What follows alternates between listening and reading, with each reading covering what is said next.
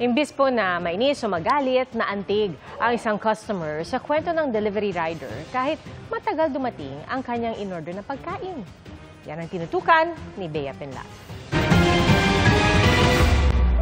Magkahalong pagod, gutom at inis ang naramdaman ni Jean matapos siyang maghintay ng halos 2 oras para sa in-order na pagkain. Pero napawi ito nang makarating na sa bahay niya ang 65 anyos na delivery rider na si Roberto. Pag labas ko, pawis na pawis.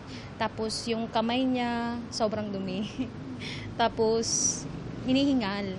Sabi niya, pasensya na ha, talaga na nasira yung bike ko, kaya nilakad ko na lang. Sobrang nakakaduro. Trabaho namin delivery. So kahit late man, gusto ko ma-deliver talaga. Tumatak kay Jean ang kwento ni Mang Roberto, kaya naisipan niya itong i-post online. Naantig din ang puso ng libu-libong netizens. Ang dami talagang tumulong, kahit yung tigsi 50, 100, naipon siya ng naipon kasi ang dami talagang tumulong, sobra.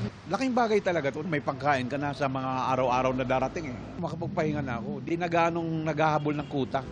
Ang una niya raw bibilhin, bagong bisikleta.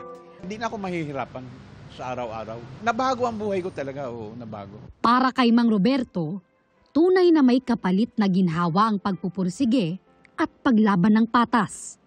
Para sa GMA Integrated News, Bea Pinlat, nakatutok 24 oras.